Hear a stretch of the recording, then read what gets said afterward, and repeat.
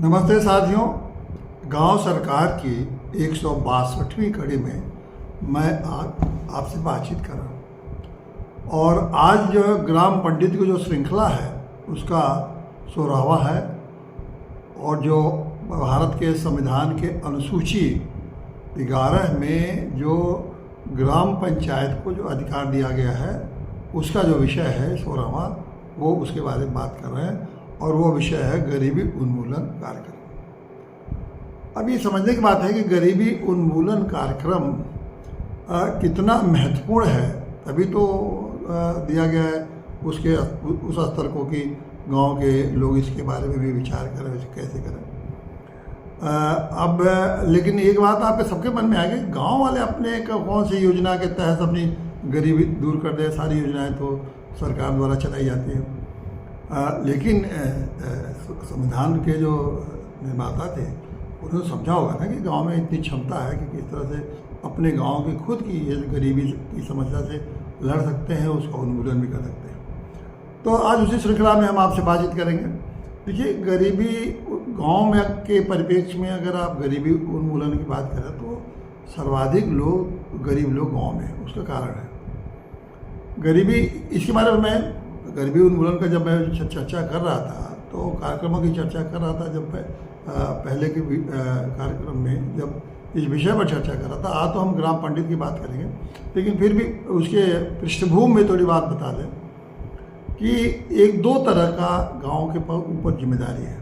एक तो यह है कि जो सरकार के तमाम गरीबी उन्मूलन के कार्यक्रम हैं, उन कार्यक्रमों को कैसे पूरी के पूरी तरह से गांव में लागू कर जाए। एक तो ये गांव के पंचायत की जिम्मेदारी बनती है। दूसरी जिम्मेदारी बनती है कि बहुत सारे गांव लोग हैं और बहुत सारे संसाधन हैं खुद गांव में उपलब्ध है।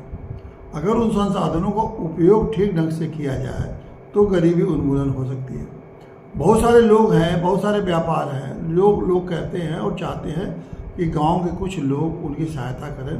तो ऐसे में जो गरीब लोग हैं, अगर उनकी सहायता कर दें तो उनकी गरीबी दूर हो सकती है। तो ये एक गांव का भी अपना एक खुद का एक विचार है गरीबी दूर करने का। पारंपरिक ढंग से वो बहुत दिनों से ये अपने अर्थव्यवस्था को गांव वाले चलाते रहते हैं, तो जानते हैं कि कौन सी तरह से ये दूर की जा सकती है। और सबसे बड़ी बात यह है कि गांव के लोग ये जानते हैं कि वास्तव में गांव में कौन गरीब है और किन कारणों से गरीब है। दोनों बात, कौन गरीब है और किन कारणों से गरीब है।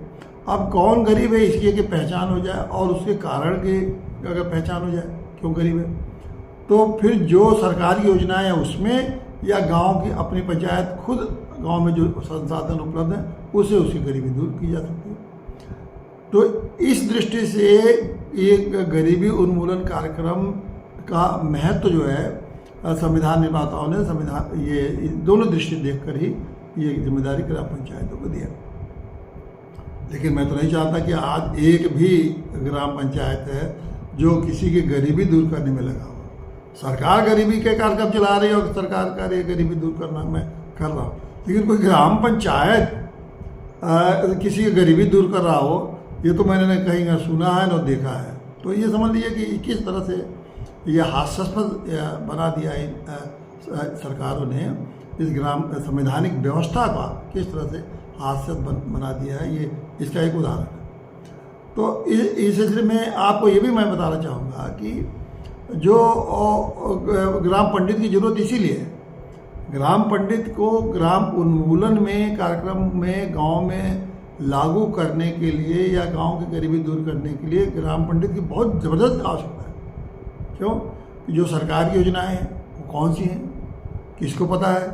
आप अभी मैं बताऊंगा कि कितनी योजनाएं हैं और गरीबी उन्मूलन के लिए, और गांव वाले कैसे गरीबी के कार्यक्रम को आगे बढ़ा सकते हैं, ये किसको पता है?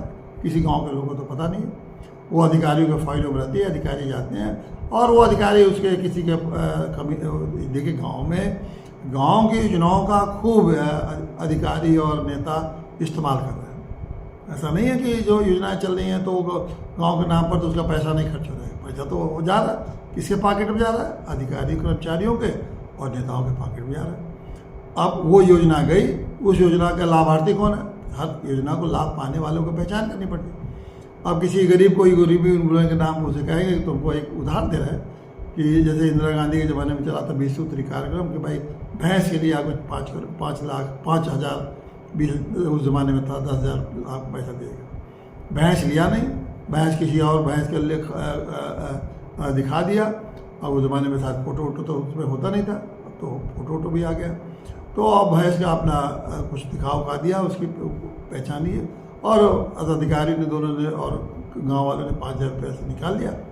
भैंस का नहीं आता है न पता है, और उसमें से 2,000 रुपया अधिकारी ने ले लिया और 3,000 रुपया उसको किसान को दे दिया। कहीं कहीं किसान को 1,000 रुपया ही दिया और 4,000 अधिकारी और प्रधान वगैरह सब मिलके खा लिए। उस ज़माने में ऐसा होता था। ये इंदिरा गांधी के ज़माने चल रहा है, अब 20 सूत्री कार्यक्रम के ज़माने चल रहा है। इसी तरह 20 सूत्री कार्यक्रम में गरीबी उन्मूलन के जितने कार्यक्रम चलाए गए सारे के सारे अधिकारियों ने वो पैसे खा लिए, सब खत्म, और किसी गांव की गरीबी खत्म नहीं हुई। गांव के गांव गरीब जहाँ थे वहीं रह गए। हाँ, पैसे आए, उन पैसों से किसी ने कुछ किया, किसी ने मतलब उनके तमाम जो खर्चे होते रहे, गरीबों के तमाम खर्चे हैं किसी तरह से। उनको कुछ भी पैसा मिल जाए तो कहीं ना कहीं उनकी ज़रूरतें हरदम रहती ही रहती है, उसमें वो खर्च कर देते हैं। तो अब ये ग्राम पंडित रहेगा, तो पहले तो उसके पास ये जानकारी रहेगी कि कौन सा योजना है। अब योजना क्या है आप बताओ। मैं आपको मैंने खुद ही गरीबों के बारे में हम लोगों ने गांव गरीब अभियान चलाया था और गांव चौपाल जाके इसको बताते थे कि गांव गरीब में कि आपके गांव की क्या योजनाएं हैं, गरीबों के लिए कितनी योजनाएं चल रही हैं। तो आप इसको जानिए और उस कार्यक्रम को जान के अपने इन कार्यक्रम के लिए, अपने हक के लिए, ये सब आपका दायित्व है, वो हक है, इसको मांगिए और अपनी गरीबी दूर करिए। वो जो हम लोगों ने ये बनाया था, देखिए आपको दिखा दें, ये गांव गरीब चौपाल के लिए हम लोगों ने ये सूची बनाई थी। और इस सूची में आपको मैं दिखा दूं कि आप ये देखिए कि केंद्र सरकार की, इसमें केंद्र सरकार की कुछ योजना है 15 पहले की, ये तो 2-3 साल पुरानी योजना है। और ये उसके बाद राज्य सरकार की जो योजना है, ये देखिए इसमें करीब 60 योजनाएं तो उस समय की थी, अब तो और हो गई होंगी। और फिर महिलाओं के लिए अलग से 7 योजनाएं, इसका मतलब 50-60 योजनाएं या लगभग 100 योजनाएं इस देश में गरीबी दूर करने के लिए चल रही है। गांव की और गरीब लोगों की गरीबी दूर करने के लिए ये कार्यक्रम 100 से ज़्यादा योजनाएं चल रही है। अब मैं चुनौती देकर पूछ रहा हूँ कि किसी भी नेता, किसी भी विधायक, किसी भी अधिकारी से आप पूछ लीजिए कि भाई ये 100 योजनाएं कौन कौन है, बता दीजिए। किसी गांव वाले से पूछ लीजिए, किसी व्यक्ति से पूछ लीजिए कौन सी योजना है। सिवाय के गांव के लोगों से जब पूछा गया, हम लोग जा के जब गांव चौपाल में पूछते थे तो हम लोगों ने पूछा कि भाई कौन कौन सी योजनाएं आपकी गरीबी दूर करने के लिए, तो कैसा हम लोगों तो बस 3-4 योजनाएं मालूम है। पहला कि मुफ्त राशन मिलता है, दूसरा ये है कि शौचालय के लिए 1,200 रुपया मिलता है, जिसमें कि 600-700 रुपया मिलता है एक शौचालय वाला। उन्होंने बताया कि मकान का मिल जाता है इंदिरा आवास के नाम पर, चाहे प्रधानमंत्री आवास के नाम पर मकान के लिए 40,000 रुपया मिलता है। 2 लाख 2.25 लाख है, कभी टुकड़े मिलता है, तो उसमें भी कुछ पैसा कमीशन देते हैं, बाकी उसमें आवास वो प्रधानमंत्री आवास में मिलता है। उन्होंने ये कहा कि कुछ ये आंगनबाड़ी का आती है वो देती है, और बाकी तो हम लोगों को याद नहीं है कि कौन सी साहब योजना है। बाकी कोई फ़ायदा वाला तो हम लोग, राशन तो मिलता ही मिलता है। और ये उसमें आयुष्मान कार्ड का ज़माना नहीं था, और कुछ लोगों ने कहा कि दवाई की तो कोई सुविधा हम लोग को मिलती नहीं है। और ये कोई एक से नहीं पूछा, तमाम गाँव के लोगों ने। तो जहाँ 100 योजनाएँ गाँव के गरीबों के लिए चल रही है, वहाँ गांव के गरीबों को सिर्फ 4-5, या मान लीजिए बहुत ज़्यादा जानकार होंगे तो उनको 10 योजनाएं, मतलब कोई हम तो कोई ऐसा मिला नहीं जिसको कि 10 योजनाओं की जानकारी हो, लेकिन 10 योजना मान भी लीजिए कि 10 योजनाओं की। अब बताइए कि अगर ये गांव की ये जो गरीबी अगर दूर करने के लिए अगर इतनी योजनाएं हैं, तो ये आखिर वो इस तरह से सरकार, अगर किसी देश की सरकार अगर ऐसी चलती है कि गरीबों के पैसे को सरकार के नेता और अफसर खा रहे हों, फिर भी वो देश उनको माफ़ करता है, आश्चर्य की बात तो ये, फिर भी उनको वोट देता है, फिर उनकी की सरकार बनाता है। आश्चर्य है, मतलब कल्पना के बाहर की बात। और ये देश में खूब धड़ाले से चल रहा है, आज से नहीं चल रहा है। मैं तो आज मतलब 75 साल से ऐसे कहिए कि देश में 75 साल से चल रहा है गरीबों के नाम पर खाना। ये नेता और अफसर लूट रहे हैं देश को, वो तो मैं कितने बार बता चुका हूँ। मैं कुछ योजनाओं के जैसे आपको चर्चा करूँगा ताकि आप जान जाएंगे ऐसी योजनाएं भी गरीबी दूर करने के लिए है। इसी सूची से बताऊँगा कि ऐसी योजनाएं, ताकि आप जान जाएँ कि ये है योजनाएं। वो तो 60-65 योजनाएं 70 योजनाएं वो छोड़िए, हम 2-4 का नाम लेंगे ताकि आप शायद नाम भी सुने होंगे कि नहीं सुने। अब एक योजना मैं आपको बताऊं कि एक योजना है, ये आप देखिए खाली पढ़े, ये भाग्य लक्ष्मी योजना। ये है गरीब परिवार में लड़की जन्म होने पर आर्थिक सहायता।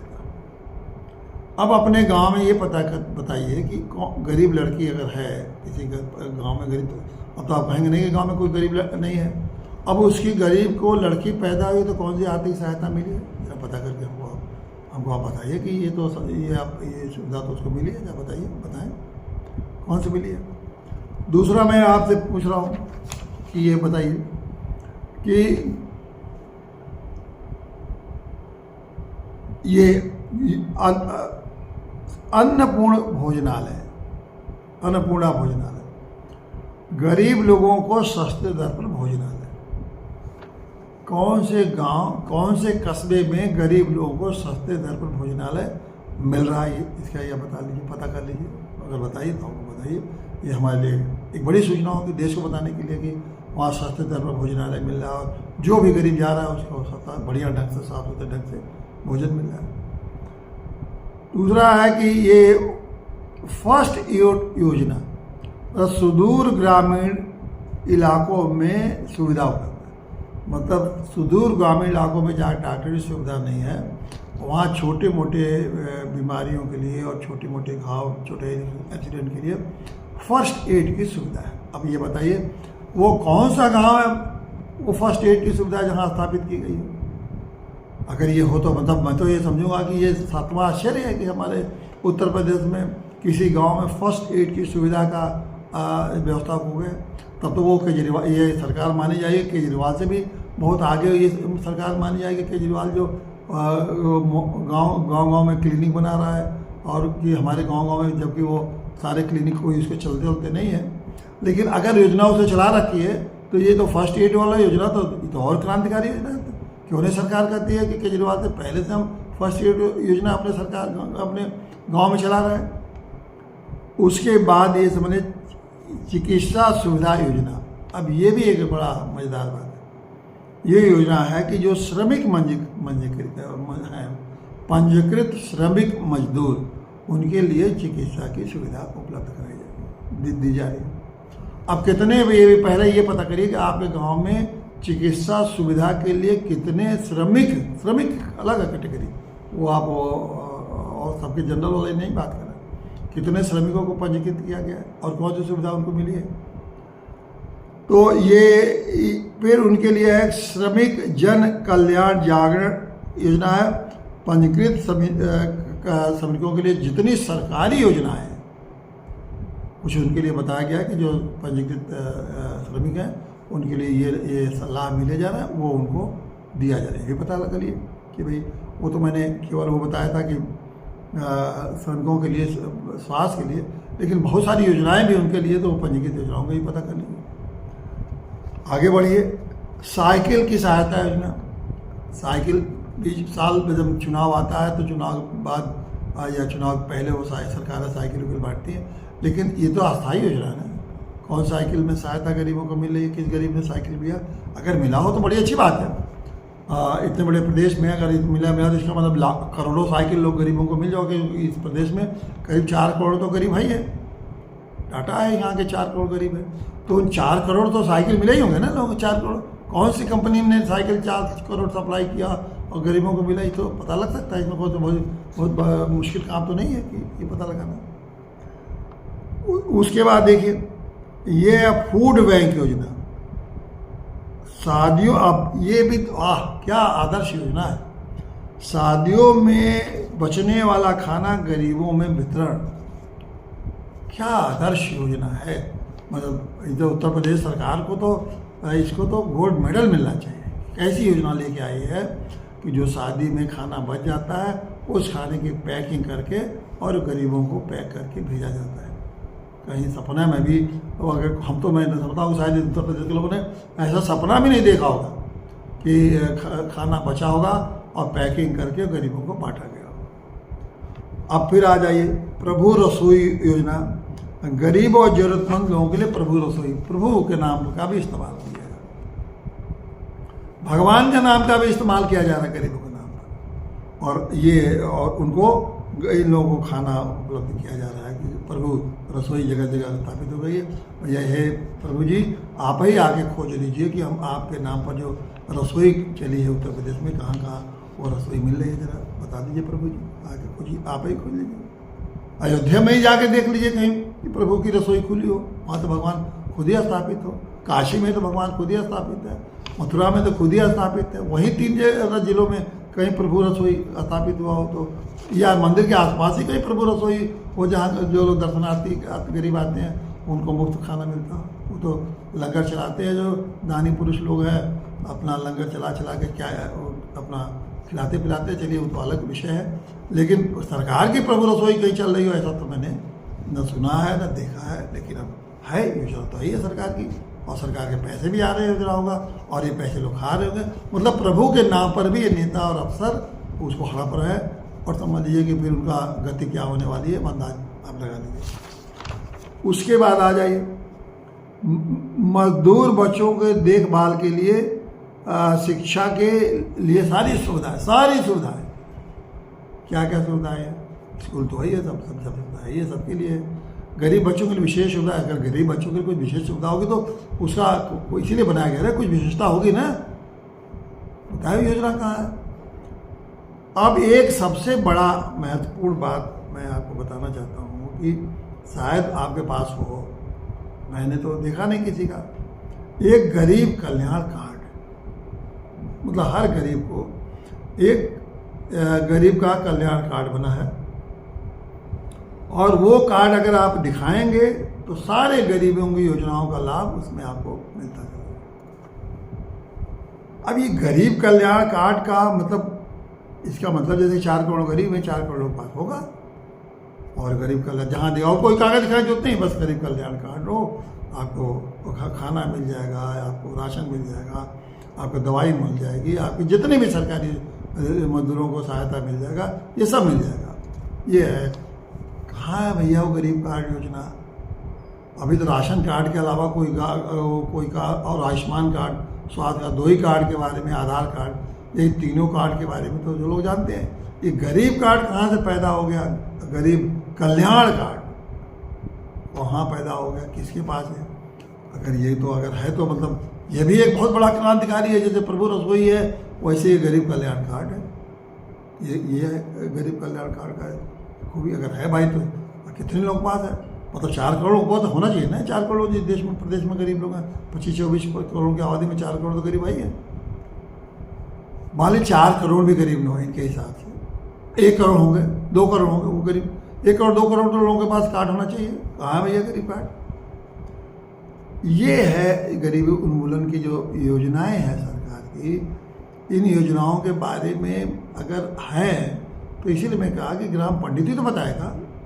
कभी ये राशन, अब कहेंगे आपने हमने योजना चला दी, आपको बनवाना हो बनवाइए, न बनवाना नहीं बनाइए। फिर भाई सब तो गरीबी उन्मूलन का फिर कार्यक्रम क्यों चला रहे हो।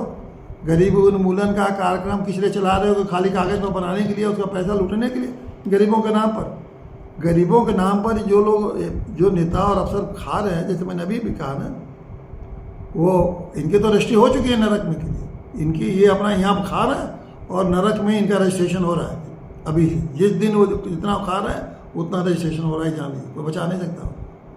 और इनका रजिस्ट्रेशन नहीं हुआ तो इनके परिवार वालों का रजिस्ट्रेशन हो रहा होगा कि इनका तो सफाया हो रहा है। वक्त की बात है, कोई जो हमारी जो सनातन परंपरा है उसमें तो कोई एक जन्म का हिसाब होता नहीं है, कई जन्मों का हिसाब होता है। तो जो खा रहे हैं वो तो कर रहे हैं, उनका उनका हम वो तो उसका हिसाब अलग होगा।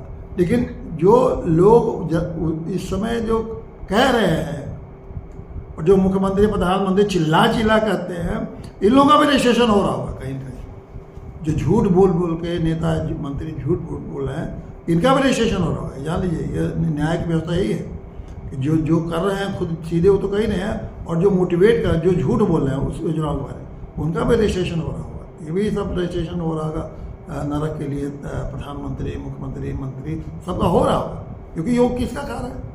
गरीबों के नाम पर, गरीबों के योजनाओं के नाम पर गरीबों का पैसा खा रहे हैं। जो उनके हक के पैसा मार रहे हैं, वो उनके पैसे मिला रहे हैं, रात में नींद नहीं आ रही है, खाने बिना मर रहे हैं, दवा के बिना मर रहे हैं, पढ़ाई के बिना मर रहे हैं। तो वो तो ऐसा माने। तो देखिए, हम लोग भारतीय हैं, भारत में ये सारी मान्यताएँ हैं, कुछ भी झूठ नहीं है, वो सब घटित होता है। आप गरीबों को दुख देंगे तो आपका हिसाब होगा।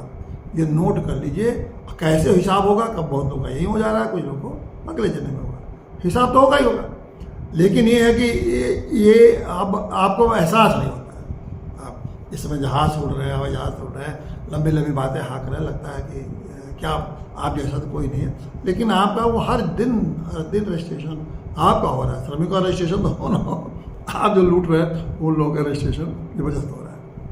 अब ये देखिए, अब कुछ ऐसी है योजनाएँ जो कि महिलाओं के लिए विशेष रूप से बनाई गई, जैसे विधवा महिलाओं के लिए, और जिनके पति शराबी हैं। एक तो विधवा महिलाओं के लिए कोई नहीं, उनको सहारा है। जो शराबी पति है, जो कुछ नहीं करते, उनके लिए भी मदद है विधवा महिलाओं के लिए। तमाम शराबी आपके गांव में घूम रहे हैं, लौटते हैं, भूखी मर रही हैं। कभी कोई आया पूछने के लिए, भाई तुम्हारा पति शराबी है और लो इतना सरकार ने भेजा है तुम्हारे लिए 10,000 5,000 रुपया के लिए, कहीं आए कभी देखा सुना? तो इस तरह से ये जो आपको मैं ये बताना ही चाहता हूँ कि ये जो गरीब के लिए जो तमाम योजनाएं, इस तरह से बहुत सारी योजनाएं, मैंने कहा 60-65 योजनाएं, ये तो मैंने उन बात है जिनका आपने शायद कभी सुना नहीं हो। ये सारी योजनाएं मैं कहता हूँ कि गांव सरकार बनती, ग्राम पंडित रहता, ग्राम पंडित की यही जिम्मेदारी रहती कि गरीब उन्मूलन संबंधी सारी योजनाओं को तुम इस गाँव में बताओ लोगों को, गाँव के लोग मिलकर उसको लागू कराएंगे। एक ही योजना के पीछे पड़ेंगे, एक ही योजना के लिए उनका बजट उनका मंगवाएंगे, और सारी योजनाओं का एक योजना का एक पैसे का लाभ देंगे। 5 साल में गरीबी मिट जाएगी। मैं कहता हूँ ना कि ये अगर गांव सरकार बन गई तो आप उस गांव स्वर्ग हो जाएंगे। आप 10 साल के अंदर गांव स्वर्ग, मतलब कुछ भी गांव में कोई उस तरह अभाव नाम की कोई चीज़ नहीं रहेगी। प्रकृति अच्छी सुंदर रहेगी, लोग संपन्न रहेंगे, लोगों का आपस में मेल मिलाप रहेगा, फिर बैठ के निर्णय लेंगे, अपना व्यवस्था खुद चलाएंगे। और वो मुश्किल से 2-4 जो गंभीर बीमारी है उसके लोग बड़े बड़े अस्पतालों में जाने की उनको जरूरत पड़ेगी, या जो लड़के बाहर नौकरी करना चाहते हो ना, बाकी तो सब कुछ उसी गांव में ही सब उपलब्ध रहेगा, और सब खुशहाल और प्रसन्नचित होकर अपने परिवार के साथ, अपने लोगों के साथ रहेंगे, और शुद्ध वातावरण में रहेंगे। शुद्ध हवा, शुद्ध वायु, शुद्ध दूध, शुद्ध फल सब तमाम उनको खाएंगे पिएंगे, शुद्ध अन्न सब खाएंगे पिएंगे, खुश रहेंगे। हो सकता है कि फिर उनकी ज़िंदगी 100 साल ज़िंदगी उनकी हो जाए अपने परिवार के साथ सुखी रहने से। आज तो कभी कोई 25 साल में गांव का आदमी मर जा रहा है, कोई 50 साल में मर जा रहा है। बूढ़े लोगों की तो हालत वो है कि किस तरह से घसीट के ज़िंदगी जी रहे हैं। सब नरक बना हुआ है पूरा का पूरा गाँव। अब गाँव नरक क्या है, धीरे धीरे गाँव की हत्या तो मैंने पहले बता ही चुका, गाँव की हत्या भी कर रहे हैं, गाँव को लूट भी रहे हैं, और धीरे धीरे गाँव मिट जाए। अगर जो गाँव बचेंगे तो इस शहर की पूंछ हो जाएंगे, मतलब वो शहरों की सुख सुविधा के लिए गाँव वाले जिएंगे, उनका कोई अस्तित्व नहीं रहेगा। यह गाँव, भारत के गांव ऐसे ही बन रहे हैं, और मेरी इसीलिए चिंता है कि ये न इसकी सभ्यता रह जाएगी, न उसकी संस्कृति रहेगी, न उसकी अर्थव्यवस्था रहेगी, न उसके अब लोगों के अंदर वो व्यवहार रहेगा, न वहाँ अपने न उनका परिवार रहेगा, सब कुछ छिन्न भिन्न हो जाएगा, और वही रह जाएंगे सब मजदूर टाइप के रह जाएंगे, जो दिन भर वहाँ से चलेंगे, शहर में आएंगे, काम करेंगे, जाएंगे, और वहाँ जाके गाँव में बचता क्या है, कुछ करने को है नहीं, तो शाम को थक के आएंगे, वही शराब के पाउच लेकर जाएंगे, बैठ के शराब पिएंगे, और उसी तरह ज़िंदगी अपनी नरक करते चले जाएंगे। कुछ दिन में समय के पहले बूढ़े होने के पहले ही मर जाएंगे। ये गांव की स्थिति, जो ये भारत का विकास का जो मॉडल है, वो चाहे प्रदेश का मॉडल हो चाहे देश का मॉडल हो, यही मॉडल चल रहा है। इसी चीज़ को हमारी सारी कोशिश है कि आपको समझा दें, आपको बता दें और इसको कैसे कितना जल्दी हो इसको आपका अपना वो समझाने का अधिकार है, आपको मिले, अपने गांव की व्यवस्था आपको चलाइए। धन्यवाद साथी।